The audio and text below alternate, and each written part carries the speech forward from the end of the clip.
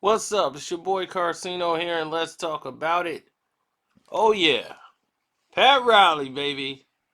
Gotta love Pat. Pat Riley did something that was amazing. I loved it. He spoke the truth. Truth is not a very fashionable word to use these days, but it didn't matter. He used it anyway. And Pat Riley decided that it would be in his best interest to tell the public what he thought about the Lakers championship. He says there will always be an asterisk by that title. Oh, that did not rub people the right way. Oh, baby, it did not rub people the right way. People are mad. Oh, yeah. I know what they gonna say. They're gonna say no again, talking about LeBron. I'm not talking about it. Pat Riley did. Pat Riley decided to talk about LeBron James. Are you gonna tell Pat Riley he can't talk about LeBron? I mean, LeBron did used to be on his team.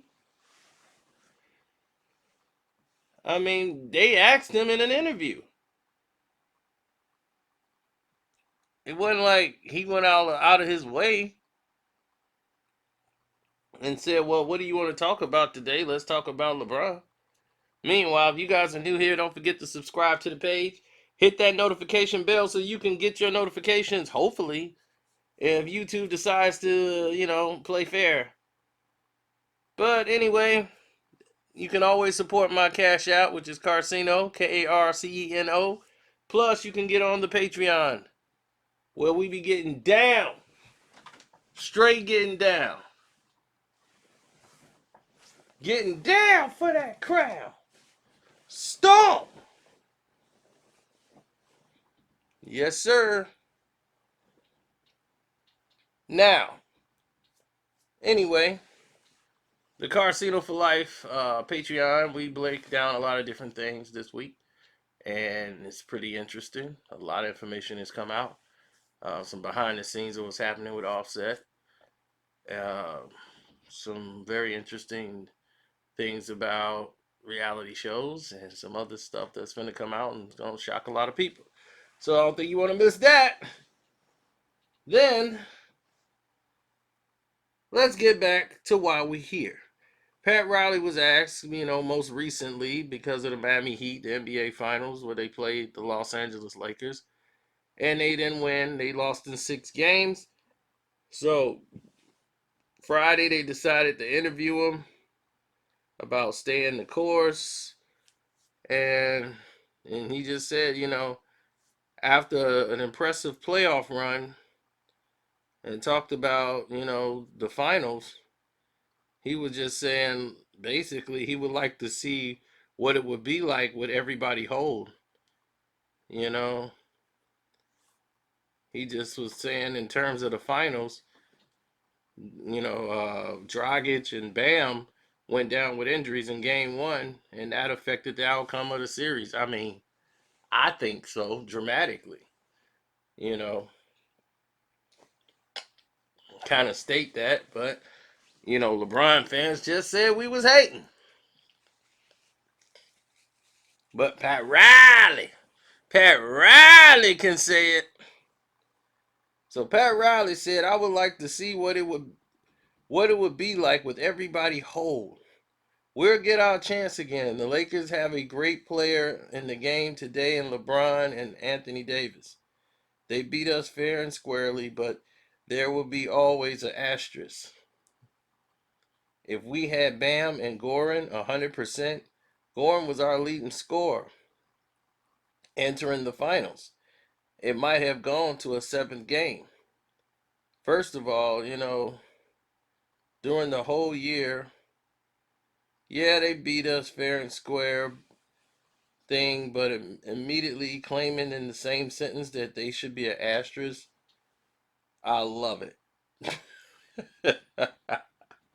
Because that's all I said. It is. This is a pandemic championship. No matter how much they try to dress it up and put lipstick on it and put the right silver slippers on, pun intended, we know what this is. But Pat Riley said the Lakers still, they had to take care of business. They did what they did. He gave credit to them more than what I did. I didn't give them any credit. And Bam missing out on the games that he did, even though he came back in the other game, Bam wasn't 100%.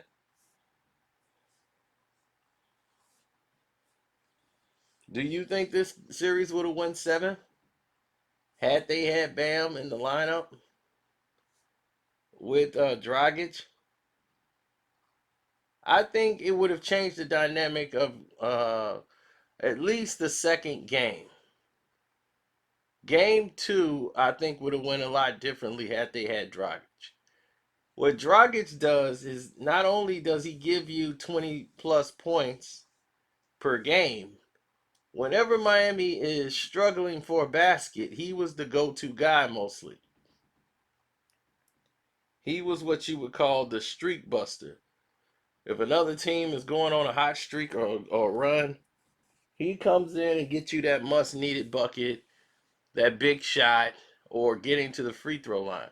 He knew how to get through the defense and knife through there and make sound decisions.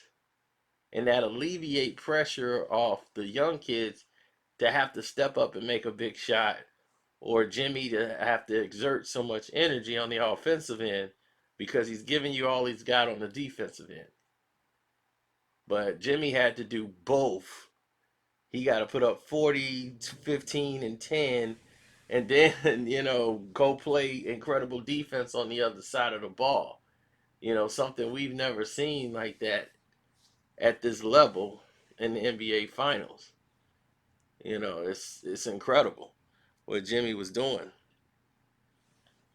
Now, this video isn't a knock on LeBron. It's actually backing up what Pat Riley said. I think Pat Riley was spot on, and I'm just glad he had the bravery to come out and say it. He didn't take anything away from the Lakers, even though the fans going to want to rip him up on Twitter and call him a hater and all this stuff. Where was your asterisk when other guys was hurt? Like, you could have a good argument for that. If that's the case, when Isaiah Thomas got hurt in Game 6, when they still got robbed out that game for the NBA Finals, it should be an asterisk by that championship because Game 7, even though Isaiah played, he really wasn't Isaiah. And he was on his way to being MVP of the NBA Finals. So I guess there's an asterisk by the 88 championship that the Lakers got, which was the last one he received as a Los Angeles Laker head coach. So, and I believe was that the last finals? No, 89 was their last finals together, but 88 was the last one that they won as a head coach.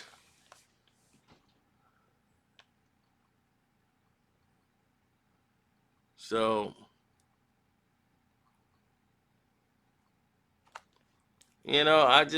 Pat has always been a free spirit.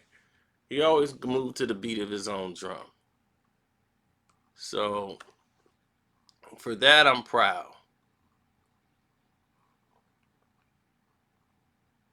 And I'm glad he stood down on what he said and said, hey, there'll always be that asterisk. And it's right. It's going to be an asterisk. I don't care no matter how much they dress it up and try to say it's number 4 and all that. It's a short season. People got to understand what a short season means to a player that's, a short season means to a player like LeBron James or an old veteran team. This is like helping them out. Like Rondo, for instance. This is a player that's normally hurt. He was hurt basically the entire season. You could probably count on 2 hands how many games Rondo's actually played. But when he became healthy for the playoffs, He finally got back. This is a guy that gets hurt in practice, So when he came back in the game hurt, everybody was wondering what they're gonna get out of Rondo. But because this was a short season and guys was off for 4 months, they had time to let their bodies heal. If this was a complete 82 games and then going into the playoffs, what kind of toll would that have on LeBron James? What kind of toll would that have on Rondo? What kind of toll would it have on the veteran players? Would LeBron have been worn out by then? We wouldn't know because we never got there.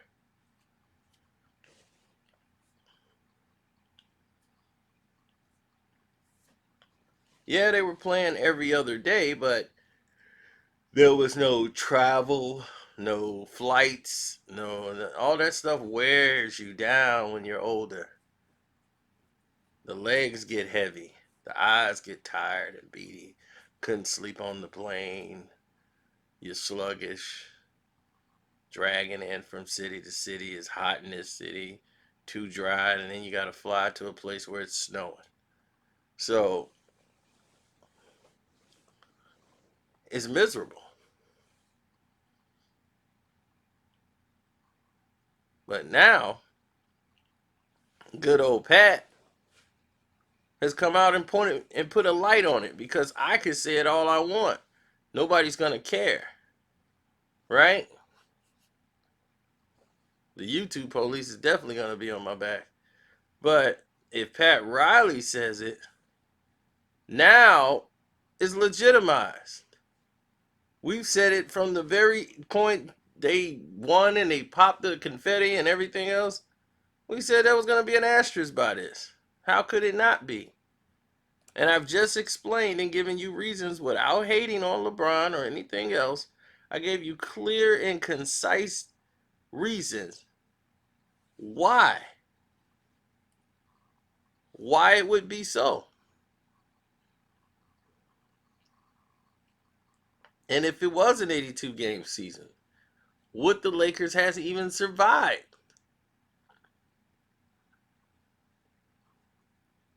So the fact that it was a short season actually helped the Lakers more than hindered them. And someone comparing Avery Bradley to being out to Dragic being out, and Bam. I mean, come on, dude. Come on, dude. Stop playing. All right, now stop playing. Okay, stop playing. Don't do that. Just don't do that. If you're gonna do something, do it, but don't do that. No, you don't get to do that one. Avery Bradley, come on. Now, Avery Bradley's a good defender, but come on, man. Stop playing. All right, now,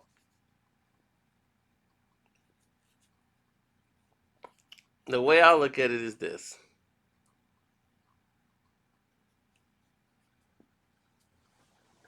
It's going to be what it's going to be. They can't take it away. They got it, whatever. But championships hold weight, meaning that one championship is not even equivalent to another person's championship. You understand what I'm saying? They're not even equivalent to another person's championship. They're not equivalent. The 1989 NBA championship outweighs the Lakers' probably 87 championship.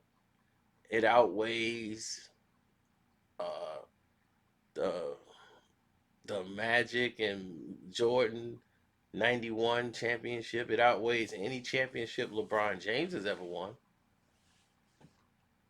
The Detroit Pistons 89 championship. They had Larry Bird and the Boston Celtics, Michael Jordan and the Chicago Bulls, Magic Johnson and the Lakers. all in the same season, in the same playoff, to get to their first NBA championship in franchise history. That is a remarkable feat. They were the ones to retire that Celtic team and become the champions of the East and ruin that little glamour party that they were having over there in Boston. They did that. That 89 championship will stand the test of time. Even the 90 championship, Patrick Ewing and the Knicks, they had to take them down. Jordan and the Bulls. Then take out the Portland Trailblazers, who would become the biggest juggernaut team in the West. They were young but ready to go. And Clyde Drexler had one of the best seasons in NBA history. Hall of Famer, Dream Team member. Those championships mean something based on who you went up against and who you went to get there. That's why Jordan's championships have so much weight. The only championship LeBron has that's really worth anything is probably the one in Cleveland when he came home and won that one championship in Cleveland and brought one to the land when he beat the Warriors team because of the Warriors' stature. But if you look at all the teams they beat to get there, it's like, who did they really beat? You couldn't really say Toronto. That was it. It's like it's nobody. So the East being depleted like it was, it didn't even hold weight. Only thing was there was that big 73 win team. So that would be, out of all his championships, that's the one would hold the most weight. That's the one you would rank above the other two. So championships are not, hey, you just got one, so that's all that matters. No, they hold weight. It's about who you beat and what happened. Is it memorable? Because there's a championship ring with that the Lakers won against the New Jersey Nets. Nobody gives a dang gone doggone about. Trust me, you won't even see a highlight from the New Jersey Net Los Angeles Lakers finals. Nobody cared. So that championship didn't hold a lot of weight. The one Kobe won in Boston against the Celtics, that championship has the most value of any championship in Kobe Bryant's drawer and his whole lore. That 7 game against the Boston Celtics, that was it. Paul Pierce, KG, Ray Allen. That championship. With it all on the line, that was it. That was epic. The fifth and final one was his biggest. So just let that sink in. So what Pat Riley's saying is correct. There will be an asterisk by this one because it will be like the Spurs championship over the Knicks. Nobody really talk about that one. It don't really hold any weight. It was a short season, so they did what they had to do in a shortened season. So just let that sink in. Anyway, like I said, don't forget to subscribe to the page, hit that notification bell, donate to the page. My Cash App is Carceno, Karceno. Thank you again for your time. God bless you. I'm out.